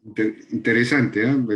Tengo la impresión de que en el Perú la demanda por una asamblea constituyente no es tan masiva, en parte porque ya se conoce para qué sirvieron las asambleas constituyentes en Venezuela, en Ecuador, en Bolivia, y en parte porque hemos tenido un proceso de crecimiento que ha reducido sustancialmente la pobreza en los últimos 20 o 30 años, aunque claro, la pandemia se trajo abajo una parte importante de todos esos logros, ¿no? La pobreza que se había reducido un 20% volvió a subir a 30%, y sin duda eso ha sido aprovechado por los actuales gobernantes. Pero en fin, yo creo que las condiciones no son exactamente las mismas, y creo que tenemos un punto de partida un poco más favorable para dar la batalla. Bien, vamos a pasar al tema de la coca, al tema cocalero. Estamos con Jaime García, quien va a hacer una exposición de 12 minutos. Él es escritor y vicepresidente de Consultantes. Obtuvo una maestría en Economía y Dirección de Empresas por el Instituto de Estudios Superiores de la Empresa, y es en la Universidad de Navarra, Barcelona, España. Estudió Economía en la Universidad de Lima. Participa en investigaciones sobre la situación del narcotráfico en el Perú y en la región latinoamericana. Participó en el grupo de trabajo para la preparación del informe sobre el problema de las drogas de las Américas, elaborado por la OEA en el 2013, y entre sus publicaciones destacan análisis de los aportes del Estado peruano en la lucha contra las drogas 2000-2020 y la reconfiguración del narcotráfico en Sudamérica, el caso peruano. Jaime, por favor, adelante. Tenemos 12 minutos, por favor. Muchas gracias, Jaime. Muchas gracias por la gentil invitación. Bolivia, como todos sabemos, es el tercer productor de hoja de coca y de cocaína, después de Colombia y Perú. Pero un aspecto que ha ocurrido en los últimos años es que también Bolivia se ha convertido en un país de tránsito de la cocaína peruana, ¿no? Con lo cual sus niveles de exportación de cocaína se duplican, no solamente por los volúmenes de producción que tiene Bolivia, sino también por la cantidad de cocaína que ingresa de Perú a través de Bolivia y sale a terceros países. Desde que Evo Morales asumió el gobierno en el 2006 hasta el 2019, el tema de la coca jugó un tema central. Evo Morales fue un líder cocalero y de alguna manera también uno de los principales aspectos de su política fue la nacionalización de la lucha contra las drogas, ¿no? Lo que incluyó la expulsión de USAID y de la DEA en el año 2008 y se rompieron relaciones con los Estados Unidos. Hoy en día, digamos 15 años después, si analizamos qué es lo que ha pasado con Bolivia en el manejo de la política antidrogas, y esto de acuerdo a informaciones de la Oficina de Política Nacional de Control de Drogas de la Casa Blanca, vemos que se han incrementado las hectáreas de cultivo de coca de 29.000 hectáreas en el 2010 a 39.400 hectáreas el año pasado en el 2020. Subiendo la producción de cocaína de 216 toneladas a más de 300 toneladas el año pasado. Es muy probable que el 2021 se mantenga esta tendencia de crecimiento en la medida que el principal instrumento de reducción de cultivos de coca, que es la erradicación, ha disminuido tremendamente el año 2020 y este año 2021 también, con lo cual sus niveles de producción de cocaína seguirán incrementándose. Sin embargo, también es importante recoger, digamos, que dentro de la estrategia de la coca en Bolivia tenemos dos aspectos, ¿no? Uno es el manejo propiamente de lo que es la coca legal. Y en ese sentido sí hay que reconocer que la comercialización de la coca legal en Bolivia ha permitido efectivamente mayores ingresos a los cocaleros. Hubieron algunas reformas, como conversábamos hace un momento. Los precios a los que compran los cocaleros, que se compra la hoja de coca en Bolivia, es de $12, 3 veces más de lo que paga el narcotráfico, es lo que paga el mercado legal, y eso ha beneficiado a los cocaleros, pero también ha generado, digamos, una situación de violencia entre grupos de cocaleros de las yungas, que son los más beneficiados, frente a otros cocaleros de otras zonas como el trópico de Cochabamba. Sin embargo, en lo que es la política antidroga propiamente, el modelo boliviano ha fracasado completamente, ¿no? Hay una creciente producción de coca y de cocaína, como se ha mencionado, y si estimamos nosotros que alrededor de 250 toneladas de cocaína del Perú ingresan a Bolivia para ser reexportadas a terceros países, lo que haría un total de una movilización en Bolivia de alrededor de 550 toneladas. 550 toneladas de cocaína representan más o menos 3.000 millones de dólares. Eso es el 7% del Producto Bruto Interno boliviano, es bastante alto, en el caso de Perú es 1.5%, y respecto de sus exportaciones es alrededor del 40%, el equivalente al 40%, en el caso de Perú llega apenas al 6%. Con lo cual, entonces, la presencia, digamos, del narcotráfico y de los negocios del narcotráfico en Bolivia tienen un fuerte componente de impacto en la economía, ¿no? En la economía interna boliviana, ¿no? Que no han sido debidamente confrontados por el gobierno. Por ejemplo, las operaciones de lavado de activos, principalmente, ¿no? En Bolivia no hay una política de interdicción, de control de lavado de activos que sea exitosa, y mucho menos, digamos, una política de interdicción, por ejemplo, de incautación de cocaína, ¿no? Lo que se incauta en cocaína en Bolivia es alrededor de 15 toneladas, si lo comparamos con las alrededor de 600 toneladas que está exportando Bolivia, es apenas el 3%, ¿no? Es un nivel bastante bajo, con lo cual no se puede hablar de ningún tipo de éxito en la política antidrogas boliviana, sino más bien al contrario. Cada año la situación se viene deteriorando y no es, como dice el actual gobierno, que esto se debe al gobierno transitorio de un año de la presidenta Áñez, sino esto viene de un deterioro permanente desde el momento en que se hicieron, digamos, los cambios o lo que se denominó la nacionalización de la lucha contra las drogas. Se fue el sonido, Jaime. Ah, perdón, se fue el sonido. ¿Qué ha pasado? No se oye. Tu audio. Tu audio, Jaime. Jaime, activa El micrófono. Ok, ahora sí, ahora sí. Ya. Bueno, les comentaba que los niveles de incautación que tiene Bolivia son mínimos, representan solamente el 3% de, de la cantidad de cocaína que transita por Bolivia, con lo cual no hay ningún aspecto dentro de la política antidrogas boliviana que se pueda reconocer como un avance. Al contrario, tiene un aislamiento internacional en el sentido de que no recibe un apoyo de parte de la DEA, que dentro de Sudamérica es un componente muy importante para poder hacer las operaciones de interdicción y las investigaciones a nivel internacional. En el caso de Bolivia no tienen ese apoyo, y eso de alguna manera también se refleja, digamos, en los bajos indicadores de interdicción. No existen casos significativos de control de operaciones de lavado de activos. Los niveles de incautación de insumos químicos son mínimos, ¿no? Cuando estimamos nosotros que más o menos se utilizan unos 30.000 toneladas de insumos químicos, se desvían para la producción de cocaína y clorhidrato de cocaína en Bolivia. Los niveles de incautación no llegan ni siquiera a las 1.000 toneladas, ¿no? O sea, es realmente ridículo la cantidad de incautación de insumos químicos que hay en el caso boliviano. Otro aspecto importante a resaltar también es que existe una directa correlación entre las áreas de cultivo de hoja de coca y, por supuesto, la producción de cocaína y la erradicación. Aquellos años en que ha disminuido la erradicación, crecen los cultivos de una manera excepcional. Y esta es una situación que se presenta igual en el Perú, con lo cual el plantear, digamos, la suspensión de la erradicación de cultivos evidentemente lleva hacia un mayor crecimiento de los cultivos ilícitos y de la producción de cocaína.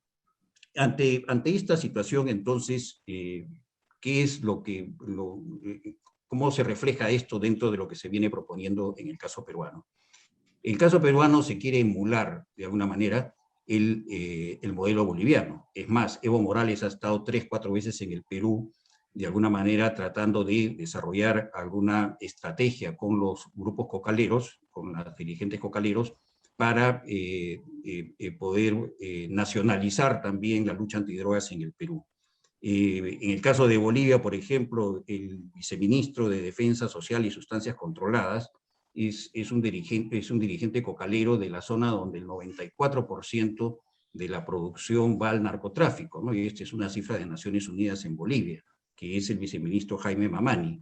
Esto es como poner al frente de vida, pues, a un dirigente del BRAEN, ¿no? que está, digamos, dentro de probablemente de lo que esté pensando el partido político de gobierno y dentro del esquema que está manejando el partido de gobierno y el propio presidente Castillo por los compromisos que tiene con los cocaleros del BRAEN, ¿no? Entonces, el buscar emular lo que se hace en Bolivia, la liberalización del mercado de la hoja de coca, la legalización, digamos, de toda la producción de coca, el poder registrar al 100% de los cocaleros, legalizándolos a todos. En el Perú tenemos alrededor de 75.000 cocaleros, no tendría ningún sentido, ¿no? Si nosotros legalizamos a todos los cocaleros, la producción de 150.000 toneladas es inmensamente mayor a las 15.000 toneladas, que es lo que se requiere para el consumo legal, ¿no? O sea, hay una relación de 9 a 1. Sin embargo, está en la agenda, está en la agenda. Hay un proyecto de ley que todavía no ha presentado el congresista Bermejo al Congreso de la República, pero que sí se conoce, digamos, de alguna manera cuáles van a ser los contenidos, y los contenidos son eso, ¿no? Los contenidos tienen que ver con la legalización de todos los colocaleros a nivel nacional, lo que llevaría a la suspensión de la erradicación de cultivos, al crecimiento, digamos, exponencial de cultivos que ya vienen creciendo en los últimos años, alcanzando, yo estimo que el Perú debe estar actualmente en alrededor de 70.000 hectáreas de cultivo de hoja de coca, con una producción potencial de 750 toneladas de cocaína, lo que históricamente nunca lo ha tenido, ¿no?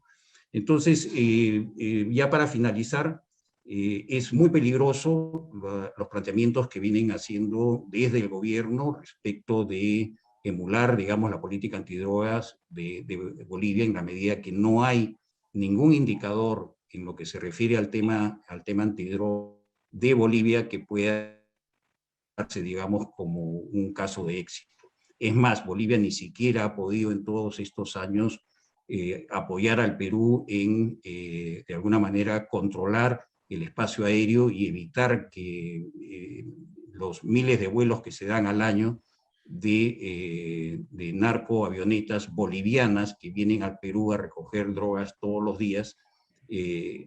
Hasta el día de hoy el gobierno boliviano no ha hecho absolutamente nada, y ese es el principal medio de salida de la droga que tiene el Perú en este momento hacia Bolivia, ¿no? Entonces yo dejaría aquí la presentación y estaría atento a los comentarios. Gracias. Muchísimas gracias, Jaime. Quizás para tu respuesta una pregunta: ¿qué porcentaje del valor de la producción, digamos, de coca o cocaína representa esa comercialización formal que se ha institucionalizado en Bolivia? Pero, bueno, tenemos ahora los comentarios de Miguel Hidalgo, ex general de la policía, Miguel Hidalgo, ex ministro del Interior. Miguel, adelante, por favor. Muchas gracias, Jaime. Un saludo para todos. Bueno, lo que yo podría comentar a lo dicho de una manera tan acertada por Jaime es que, bueno, realmente en toda esta problemática de drogas y producciones de drogas cocaínicas en Bolivia, la información que se da desde Bolivia a través de las autoridades correspondientes y a través fundamentalmente de oficinas del gobierno no están, no coinciden con la realidad. Este mito boliviano de ser exitosos en la lucha contra las drogas colisiona tremendamente con los resultados y con la información que ha presentado Jaime. Realmente yo pienso de que hay toda una estrategia de desinformación para presentar exitoso la política antidrogas en Bolivia. Cuando me desempeñé como director antidrogas en su momento en la Policía Nacional, en aquel momento había todo un trabajo mucho más sustantivo en coordinación para realizar los trabajos binacionales, sobre todo en el control de insumos químicos. Y todavía habíamos establecido toda una estrategia para poder controlar de alguna manera el trasteo de droga a través de avionetas hacia Bolivia. Entonces, en este punto, ¿no? El tema de la política antidrogas en Bolivia tiene unas falencias pero muy notorias. Toda esta colisión que ha tenido con las oficinas de cooperación internacional, tanto americanas como europeas, que se han mostrado de una manera muy sustantiva para colaborar en la lucha contra las drogas, han colisionado con algunas decisiones de gobierno de ignorarlas e incluso de retirarlas de la cooperación internacional.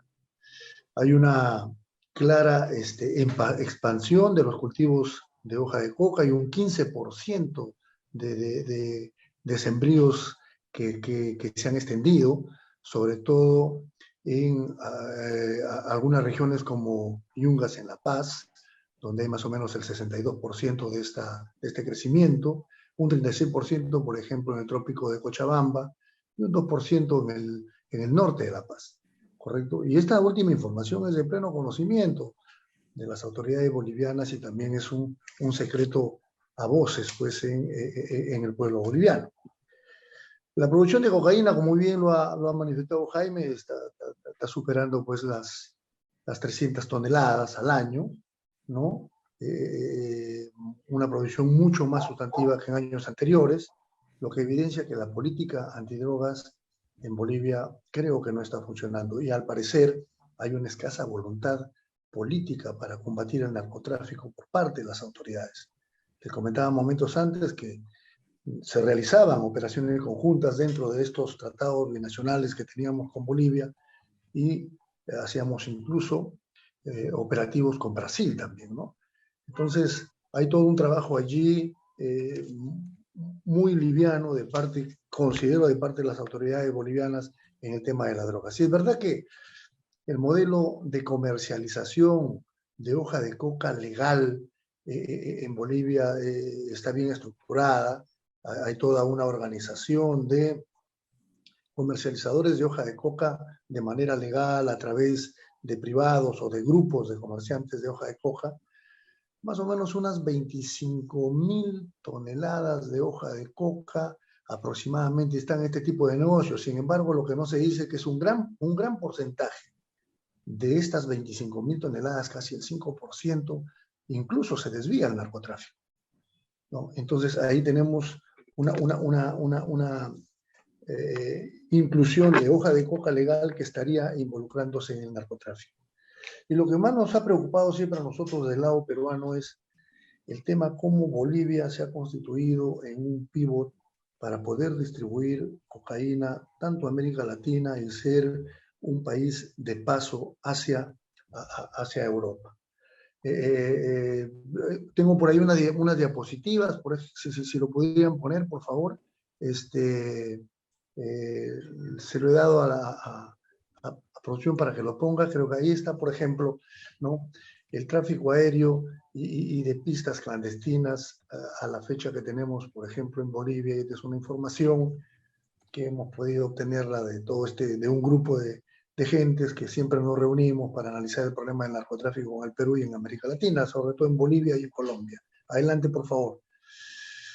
Podemos apreciar, por ejemplo, allí en Pando, en el Beni, en Santa Cruz, que son los departamentos, ¿no?, donde toda la cocaína peruana que sale de Pichipalcazu y del BRAE van a esta zona, así como de acá se distribuyen sobre todo a Paraguay, se distribuye sobre todo a Brasil. Brasil, estos últimos años, tanto Sao Paulo como Río se han constituido en unos puntos de alto consumo de drogas, alto consumo de cocaína. Por lo tanto, la droga nuestra y la droga boliviana va para allá de una manera pero en cantidades muy importantes. Lo que tampoco lo que podemos apreciar también es de que en este trasteo de drogas desde Perú hacia Bolivia, que una avioneta parte de una pista de aterrizaje y exactamente en 12 minutos ya está en la línea de frontera para el lado boliviano. Entonces, con los problemas que tiene el Perú después de este registro fatal que tuvimos en algún momento, donde una avioneta fue derribada y que era de un pastor norteamericano, y a partir de allí se generaron una serie de problemas y que Estados Unidos, sobre todo en el Parlamento americano, en el Senado de los Estados Unidos, se dio toda una disposición a ese nivel de legislación para que el control aéreo nacional que tenemos en el Perú no tenga la consistencia y la fortaleza para poder derribar avionetas que transportan cocaína hacia Bolivia. Pero fíjense, todas las avionetas son bolivianas, el combustible boliviano que es succionado, los pilotos son bolivianos, hemos tenido intervenciones policiales con la captura de avionetas, pilotos bolivianos y toda una infraestructura boliviana. Vemos, por ejemplo, que en otra diapositiva nos puede pasar, por favor, inmediatamente la encargada. Ahí tenemos, por ejemplo, en el departamento de Santa Cruz, las pistas clandestinas que hay como 40 infraestructuras de hangares para este tipo de avionetas, ¿no?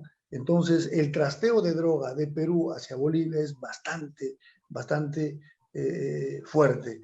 Tal es el caso de que la cocaína peruana, que antes tenía como destino Estados Unidos vía México, hoy toda esa cocaína está yendo casi a Bolivia y de allí, como le dije, a Brasil y a otros países de la parte de América Central.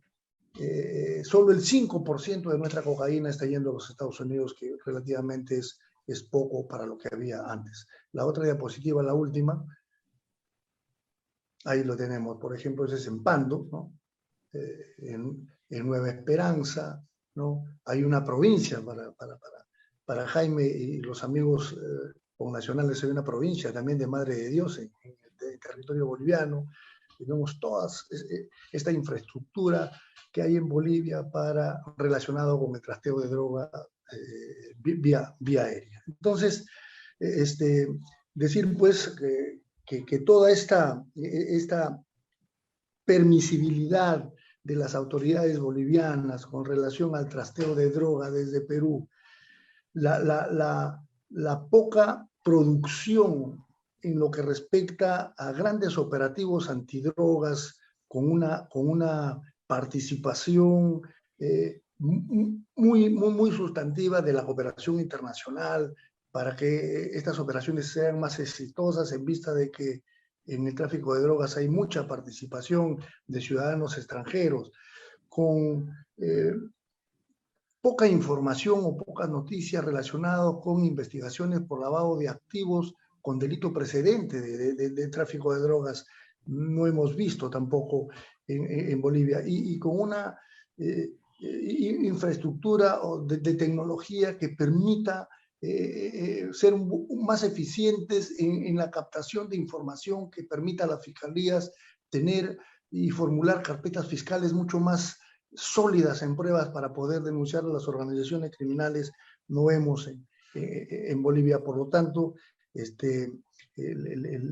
todo este trabajo antidrogas que vienen haciendo en Bolivia tiene ese tipo de falencias, ¿no? Y para concluir, quiero decirles de que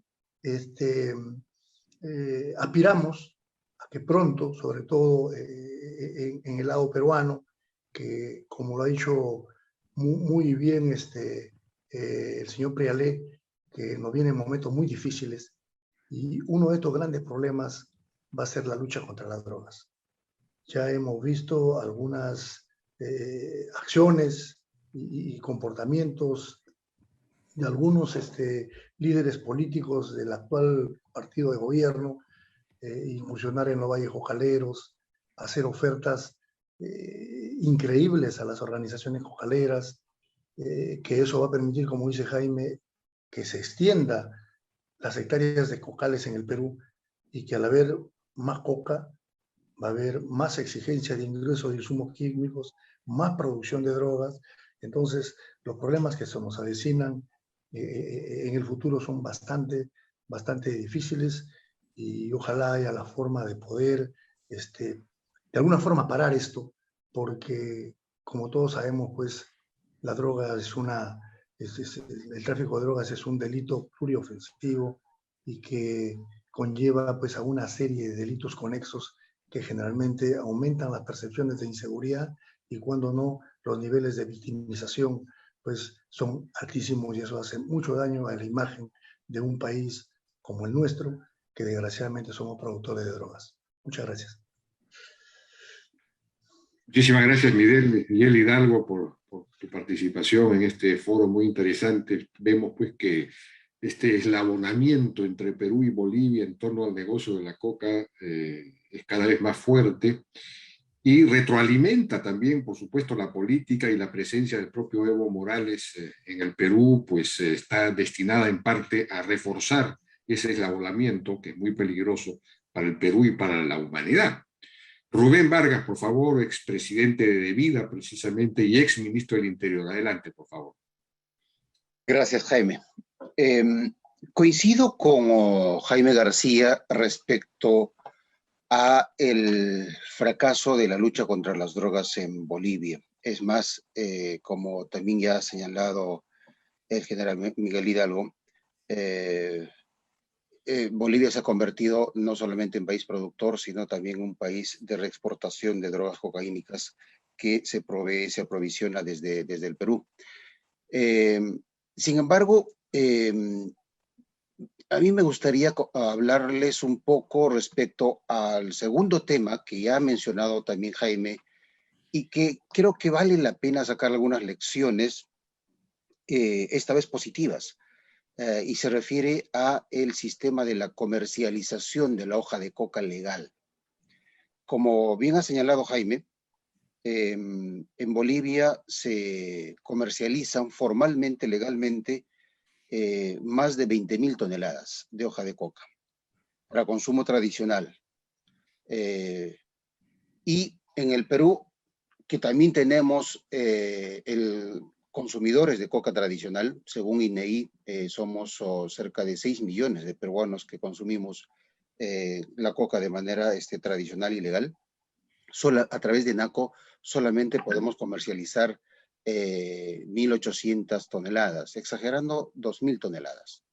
Y el sistema de comercialización, el modelo empresarial que está traducida en la Empresa Nacional Comercializadora de Coca, ENACO, considero que es un tema que se tiene que evaluar precisamente para proteger a esa hoja de coca que está destinada para el consumo tradicional. Y en ese tema, con apoyo de la Unión Europea, en Bolivia han avanzado bastante. Insisto, la lucha contra las drogas tiene serios problemas, es un fracaso, coincido con esa apreciación bastante clara, pero en la parte de la comercialización de la hoja de coca legal, también insisto en que hay lecciones que aprender. ¿Por qué, gracias a qué es que se pudo avanzar en este modelo de comercialización de la coca tradicional? Básicamente a un ordenamiento territorial, básicamente a la identificación de los productores de la hoja de coca, de esa hoja de coca tradicional, básicamente a saber con precisión dónde están esos cultivos, cuánto es sus niveles de productividad y a partir de allí han construido un marco legal e institucional que les permite tener canales de comercialización bien fiscalizados. Y a pesar del modelo político y económico de Bolivia, en el caso de la coca, parte de este éxito en la comercialización de esta hoja de coca para el consumo tradicional es que han dejado al mercado la fijación de su precio. En el caso peruano, ENACO fija los precios de compra. Y en el caso boliviano es el mercado. Y precisamente porque hay esa interacción entre el que produce de manera fiscalizada, de manera controlada y de manera legal, y el que consume, hace que esa hoja de coca legal, que son más de 20.000 toneladas, pueda llegar a costar el kilo hasta $15 en ocasiones, entre 10 y 15 dólares. Acá en el Perú, exagerando, puede llegar hasta los $2 el kilo. Entonces creo que esa parte de la comercialización vale la pena nuevamente, insisto, sacar algunas lecciones aprendidas precisamente para que se convierta finalmente en un producto fiscalizado y se pueda trazar claramente la línea de división entre esa hoja de coca que es para el consumo tradicional y aquella otra que es para el tráfico ilícito de drogas. Y en efecto, como se ha señalado, la producción de hoja de coca en el Perú, digamos, siendo un poco franciscanos en su cuantificación, digamos que de las 130.000 toneladas que se cosechan anualmente, 12.000 son para consumo tradicional. 12.000. Y tenemos un poco más de 120.000 toneladas que terminan convertidas en cocaína. 120.000 toneladas. Entonces, pero como bien se ha señalado, necesitamos cortar esa narrativa que se utiliza la defensa de esa hoja de coca tradicional para justificar la existencia de ese 90% de la hoja de coca que termina convertida en cocaína. Y creo que es importante que se pueda hacer el esfuerzo para tratar de tener mecanismos institucionales y legales más fuertes que permitan precisamente trazar esa línea como la que se hizo con apoyo y el financiamiento de la Unión Europea, insisto, en la parte de la comercialización de la coca tradicional. Ahora regreso un poquito a la parte del tráfico de drogas. Desde mi punto de vista, Bolivia no solamente tiene el problema de la producción y de país tránsito de drogas cocaínicas, sino creo que el problema del tránsito de drogas cocaínicas también tiene que ver con los países que forman parte del Mercosur. Yo estoy observando que, por ejemplo, Argentina, Brasil, inclusive Chile, se están convirtiendo en países de tránsito de drogas cocaínicas hacia Europa, en donde según el informe de Naciones Unidas sobre el problema de drogas del 2020, hay un aumento importante de consumidores de drogas cocaínicas por encima de las opiáceas y de las drogas sintéticas. Y sabemos que la cocaína que llega a Europa es básicamente de procedencia peruana y se están exportando, perdón, se están embarcando de países del Mercosur. Eso claramente de acuerdo a los niveles de incautación que están teniendo en los últimos 2-3 años. Los niveles de incautación de cocaína en Brasil en el 2020 en relación al 2021 se ha disparado significativamente. Si recuerdo bien, se han incautado un poco más de 100 toneladas de drogas cocaínicas. En Argentina no se ha incautado mucho, y no es porque no haya, sino porque tienen, digamos, controles bastante laxos, iguales que en Bolivia. Entonces, creo que lamentablemente para nosotros, como países productores de drogas cocaínicas, los países del Mercosur se están convirtiendo en lo que es actualmente para Colombia los países centroamericanos. Allí hay un problema de nuevos mercados o de la ampliación de los mercados ya existentes, de los mercados de consumidores de drogas cocaínicas, y me refiero especialmente a Europa, a Asia y inclusive a Sudáfrica. Ahí me quedo, gracias. Muchísimas gracias, Rubén. Bueno, le damos entonces ahora la palabra a Jaime García para que haga comentarios finales. Yo tenía una pregunta, sin embargo, para Jaime García, y es esta producción que se comercializa legalmente en Bolivia, ¿qué proporción de esa, digamos, de esa hoja de coca que se comercializa legalmente va al consumo tradicional, al chacchado, digamos? ¿Y qué proporción va a, no sé, se industrializa o tiene algún uso diferente, digamos, de tipo industrial?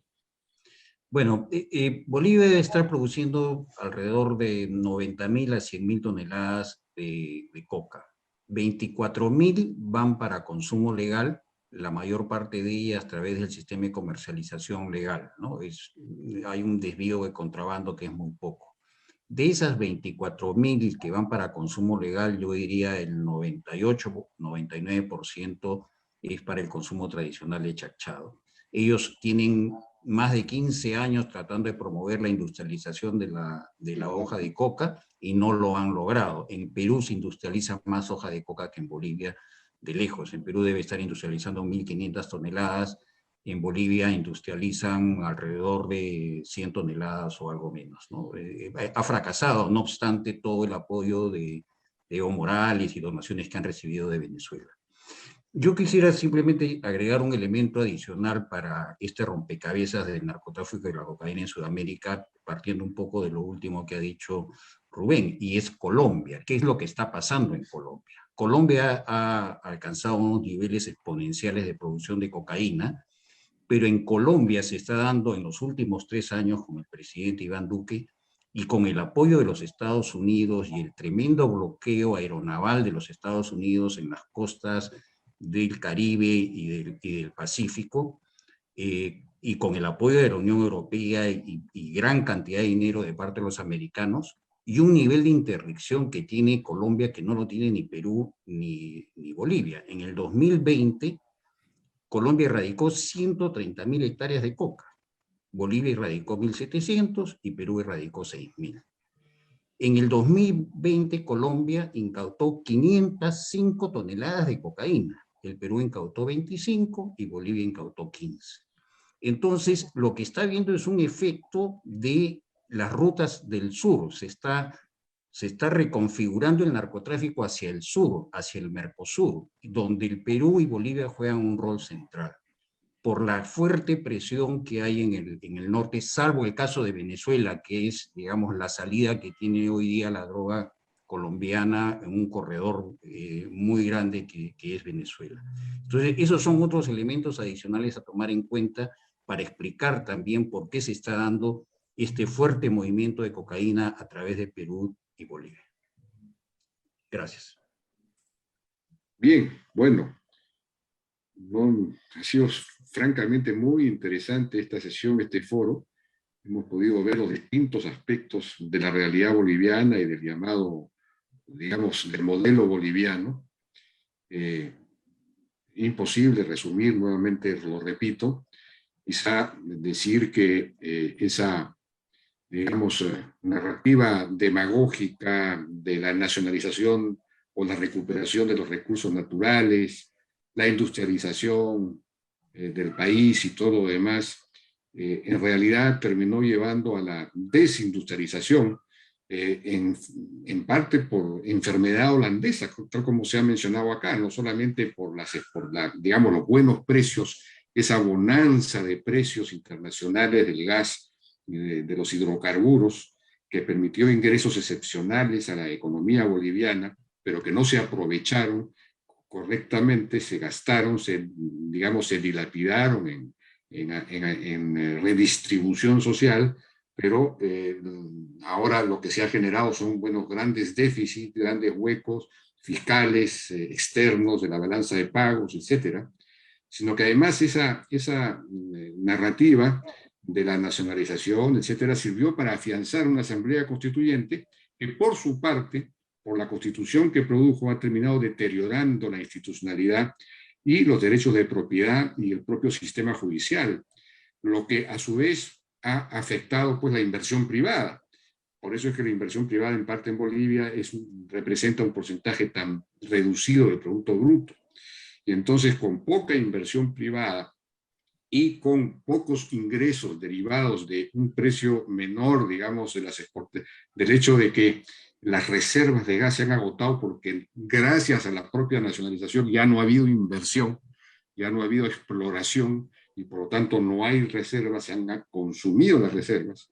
Sin gas, lo único que le queda a la economía boliviana para mantenerse en pie, digamos, es la exportación cocalera. Y por eso canaliza buena parte de la producción cocaínica peruana y se ha convertido en un gran exportador de cocaína en Sudamérica. Bueno, con esto terminamos este foro. Yo les agradezco muchísimo a nuestros invitados bolivianos que nos han apoyado, nos han ayudado a entender el proceso boliviano y también a los participantes peruanos que han contribuido con sus comentarios. Muchísimas gracias a todos. Muy buenas noches.